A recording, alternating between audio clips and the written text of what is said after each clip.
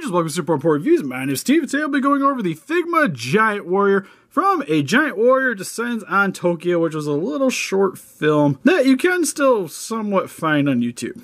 So go check it out if you haven't. It's really awesome. That's pretty much the main reason I picked up this figure is, one, it's really cool from that. Two, it's kind of like a little homage to Nausicaa and Valley of the Wind. And three, and my wife also super wanted this. Like, this is actually her birthday present. And as you can see, currently not in the package. So I gotta go get it off the shelf in order to do the review. And the plastic insert was sitting on a counter because we've been messing around with it. So, you can definitely see how the back of the package looks, where it's nicely lit on fire. But yeah, super excited to be having this. It's one of the only other monster, like, super articulated monster figures that I've gotten outside of the Monster Arts, like, Bandai realm. So that would be exciting to get into. And you guys have been requesting me to do this review for a long time now. Not as early as the channel started, but pretty darn early. Not as much as Bargon, but I want to do Bargon with my wife. So gotta wait till next time we can sit down and do these. But yeah, let's get into this review. So without further ado, for its packaging, as you can see on the front, it's done in a nice little cityscape, which is very different from what you see on most Figmas. Because usually Figmas, it's like black on the bottom, coloring to kind of match what's going on with the figure inside the packaging. Well, this one actually kind of gives you somewhat the scene from like the little film. Top of the packaging, you just have the God Warrior, and you also have him standing menacingly in the fire. Side of the packaging, more standing menacingly in the fire. Opposite side, you just kind of have him looming over the city. Back of the packaging just shows you what the figure comes with, him in a bunch of dynamic poses, stuff I can't understand, and him kind of shooting his beam here on the bottom. So let's go get him off the shelf. Alright, so now that we got the God Warrior open up out of his cardboard prison, you may notice he's already posed with some of his accessories. That's mainly because I didn't want to take them off yet, because these things are a little bit terrifying to deal with. So I'm just going to go over the wing accessory, and then we'll go over the little staff of light as well. But for the most part, these are actually made out of hard resin.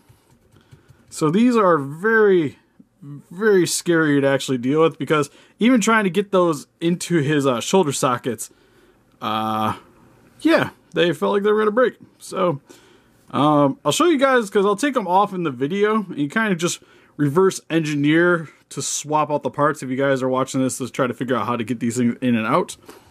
But for the most part, I'm going to kind of do this a little bit more backwards than I normally do. So for his staff here, what this is actually two pieces of translucent plastic that come apart. There we go. You just put them in his hand, you pop them together. That's how you get them in, because it's not going to go in solidly.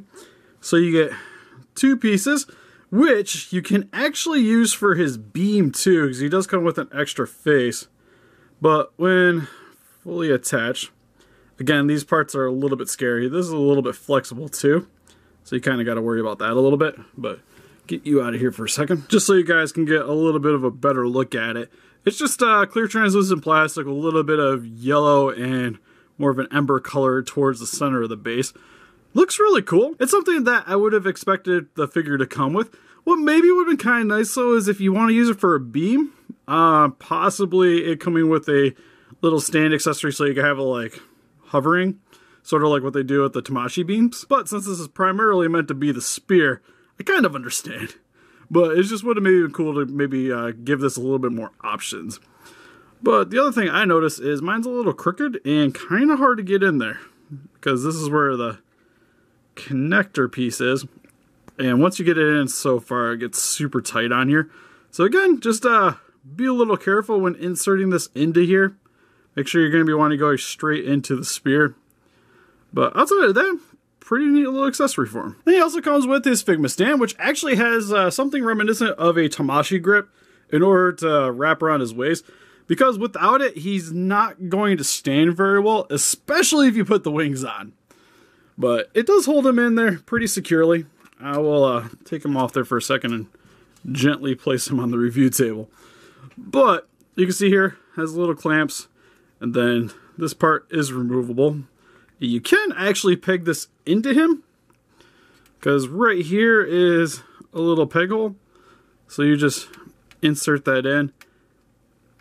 Pretty easy to do on this guy if you want it to be super secure, because this isn't going to go anywhere, and then you don't have the little clamps sitting around his waist to kind of distract from the overall figure.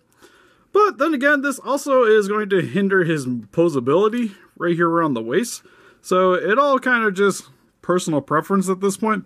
I do kind of like this a little better in terms of security, just so you don't have to worry about him tipping over, especially if you're going to be having him with his wings on. Without the wings, or if you need him for more opposable acts, then definitely use the clamp stand. And then for his wings are freaking gigantic.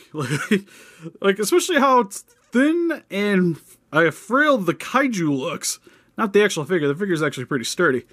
But the wings definitely it helped to engross the figure a bit.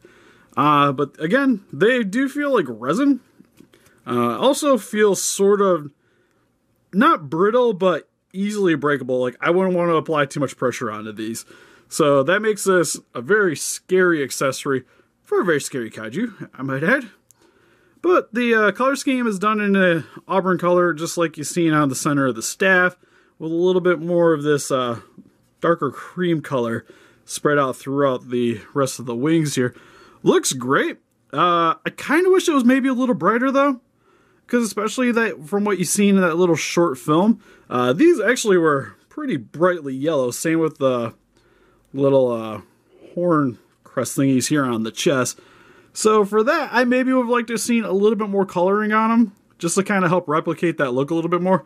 For me, this just kind of just looks like standard wings, and not actually like beams of light, sort of like the spear. Like I actually would have really liked to have seen the color of the spear on these wings a little bit more, personally anyways. But there is a lot of detail on these wings.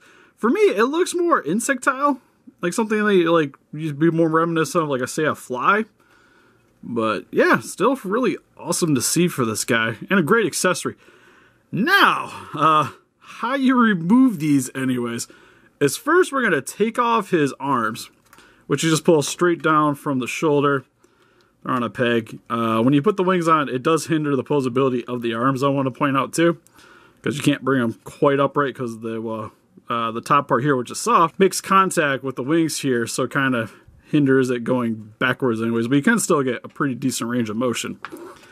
Now that those are off, these will just slide over, but I would recommend straightening out the pegs at least to help out with not getting in the way when you're trying to pull this off, because you're going to want to go, from what I've noticed, pretty much straight from the shoulder. And again, I might actually go grab a hairdryer real quick just to be on the safe side. Yeah, I'll be right back. I'm going to go heat this section up with my hairdryer, and then we will continue with the removal. And I also highly recommend doing that when you go to insert them in. Just do it right around the peg hole for the wings. But alright, we're going to slowly start trying to pull these off. And I don't like the idea of wiggling because, again, this feels sort of brittle. But you're going to want to grab as close to the base as possible and just start kind of applying pressure outwards. Be careful though, because you don't want to drop the wing. But you'll see here, this is the peg that I'm talking about. If that snaps, there's no way it's going to stick back into the arm because there's a peg hole right here. And that's what it inserts into. And for me, it's very tight, at least for the first time I put it in. If you do it consecutively, it'll probably help to loosen it up a bit. Don't recommend doing that though. For the most part, if you want the wings on, just put the wings on and plan on keeping them on. He's not really a figure I would really be messing around with on a regular basis, in terms of at least this accessory in general. And then we'll do the same with the other side. Grab the base and just start kind of applying pressure outwards a little bit. As you can see, I'm just kind of grabbing at these two sides and just trying to apply some pressure here to help push it outwards. That, and then when it pops out, my hand's already kind of clamped around this, so it's not going to really go anywhere. But this side was easily the one that was more of a pain to get into it. Just trying to see if I'm actually getting it out a little bit there, which doesn't. There we go. Whew. All right. So again, just kind of keep your arm around it and just apply pressure outwards straight out from the shoulder joint.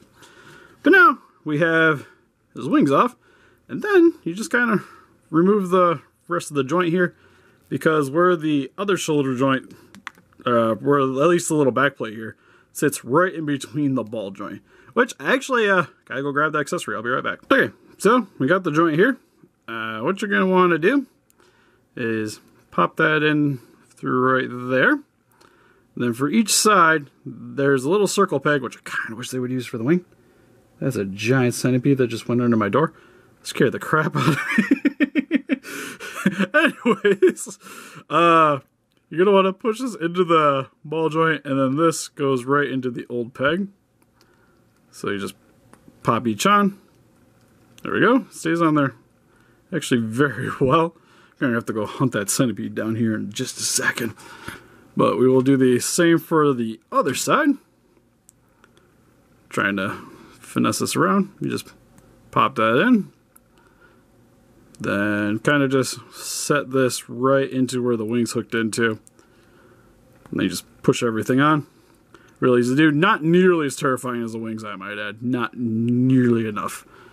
Then you just make sure you match the corresponding arm to the right side. Slide the arm back on. Then that's pretty much it for his assembly anyways.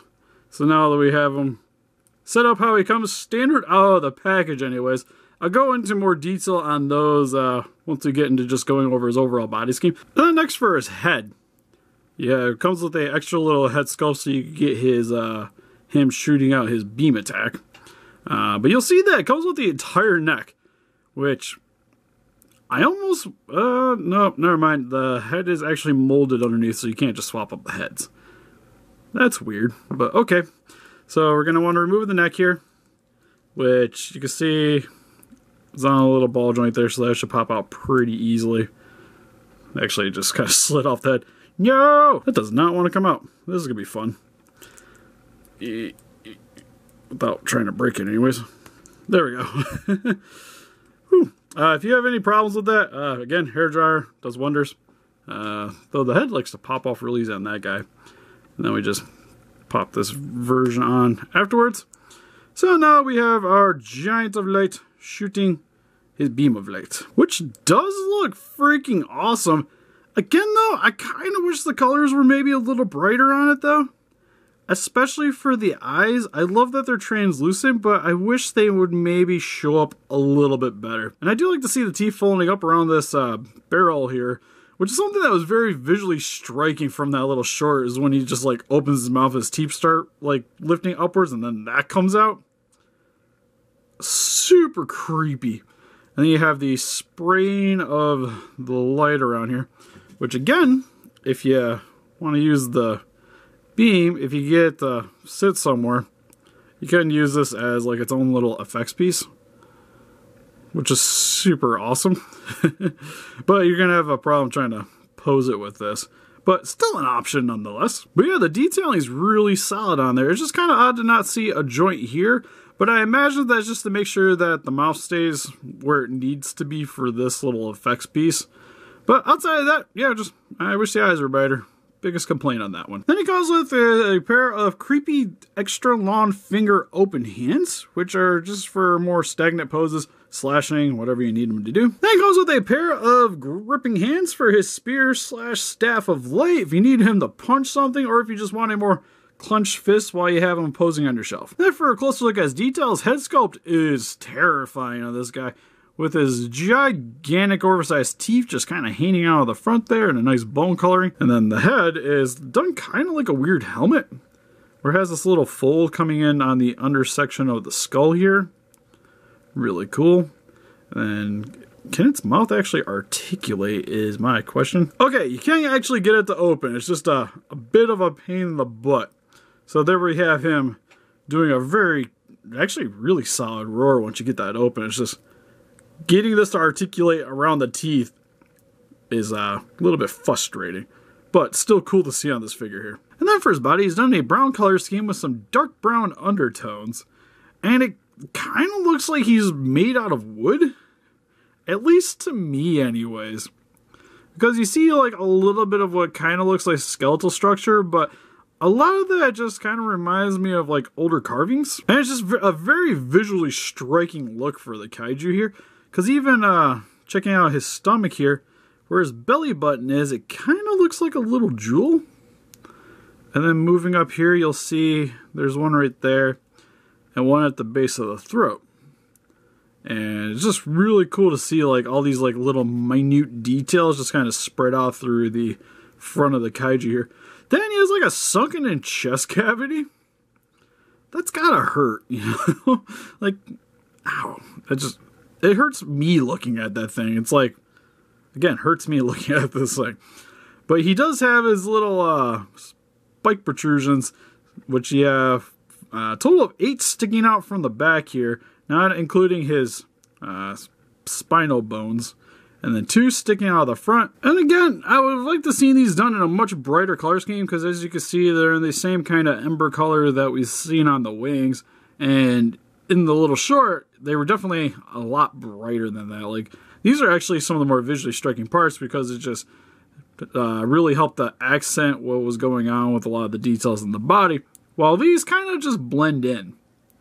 So, again, more of the slightly disappointing parts on this little guy here. But for his arms, very long, very lanky.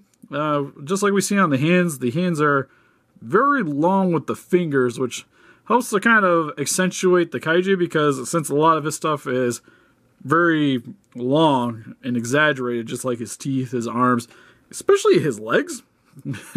So it's nice to see those on the fingers as well to help continue with the overall theme of him. Then he has a little bit of a pudge on his belly and a very big behind for reasons like baby got back. For his back, and speaking of as well, done very nicely. Again, we seen the spinal cage sticking out there. And you have the back of his shoulder blades protruding out as well. While the rest of this is just kind of molding in with the muscle mass. And then got some cheeks. Got some kaiju cheeks. Moving on to his legs, you can see, again, like this is the wood part for me, because it kind of looks like veins, but also could just like be vines coming up from his legs. I imagine they're veins, but it's just a really cool little design. Same, you can see a little bit of a lift here, kind of like a little crest, but well, actually, I guess he does have it on this side as well. Because it's just like, looking at it from the front, it's not very even. Because you can see here too with the veins, they're not the exact same patterns on both sides either. Then moving down to his knees, look really cool. For the most part, very symmetry as well. His feet, on the other hand, don't have the well, I guess compared to most toes, they're exaggerated. They kind of, like, this looks more like fingers than anything. But he definitely has his 5 toes on the bottom. A little bit of a spike sticking out from the back of the heel. And yeah, just a very lanky kaiju, but still very, very neat though. Like, compared to most everything else in my collection with like tails sticking off for guys in suits and armor, like he definitely stands out compared next to the rest of them. And then for his articulation, his head can look up about that far. Problem is you kind of see the throat hole there. He can look down about yay far. Where did his head go? About that far without popping off his head. Then for shoulders, can go up about that far, down about that far, all the way around. A little bit of rotation. Bit of a wiggle there as well, which is nice to see here that the shoulder blade also shifts with that, which is cool. Has a really nice bend at the elbow, rotation at the elbow. Hands can rotate all the way around and are on a little hinge, so they can swivel back and forth. Then for his body, can bend downwards about that far, back about yay far. Really nice lean to him. Can rotate side to side. Not all the way around though, because you can feel it kind of flexing back here a little bit. For his legs, can definitely do the splits. Goes in about that far. Forward kicks about that far. Back kicks that far. Has a swivel here in the inside of his thigh. No real like wiggle there though. It's nothing like the figure arts line. Then for his knee, can bend in about that far, straighten up about that far. A little bit of a rotation. feet can, this is the one I haven't messed around with that much, we can rotate all the way around and it can swivel back and forth. And for some quick comparisons, here we have the Figma God Warrior compared next to some other kaijus in my collection, well, and a mech too, with the Essex Monster Shin Godzilla and the Robot Spirits Evangelion Unit 1. And here's compared next to some more Essex Monster Arts Godzillas with the original release Burning Godzilla and GMK Godzilla. And here is some NECA action figures with the 12-inch long 1954 Godzilla and the Deluxe Series Pacific Rim Otachi. And here's some Figma figures that were still down in my office, with the Neon Genesis Evangelion Asuka Langley Soryu, and the Puella Magi Madoka Magica Madoka in her school uniform. And finally, here he is with some Revoltech figures with Baragon and Anubis from Zone of the Enders. So overall, with the Figma God Warrior action figure, or Giant of Light, whatever you want to call him, he's actually a really solid Figma figure overall. Some of his accessories are a little bit sketchy in terms of attaching them to the actual figure, with the wings definitely being one of the most fragile accessories I've ever gotten out of a Figma figure. And even when I initially got him out of the packaging, I failed to bring this up during the review, but initially his hands were also very stiff, which seemed kind of scary because since they're on small hinge joints, those are easily breakable. And to me, he just seems like one of the more fragile releases that I've gotten out of the Figma line, which I have gotten quite a few Figmas over the years, so I've definitely played with my fair share of them. But because it's a Figma figure, the detail on it is some of the best that you're going to see on the market as of today. It comes with all the accessories that I wanted to see this figure come with, maybe a little extra stand just so you could pose the Spear of Light as an actual beam. That would have been cool, but not necessary. And it's just a pretty cool addition to any kaiju collection. If you can pick it up for pretty reasonably, I got mine on AmiYami brand new for about 60 bucks, which definitely seems like a pretty good deal for this guy. When I seen him at conventions, he was a little over 100, which that seems really high for him, unless you really need him. But somewhere in like the $60, $80 range, I think is pretty good price for this figure. But what do you guys think? Have you guys picked up the Figma God Warrior? What's your favorite obscure kaiju action figure? Or is Ultraman just more your thing? Please let us know in the comments. We'll have closer pictures of this guy on our website if you want to click the link in the description below. We also have a Patreon account if you guys like to help support the channel, also down in the description. And help us defeat those kaijus by hitting that like button, subscribe, become a Ranger today, and see you guys in the next video. Bye-bye.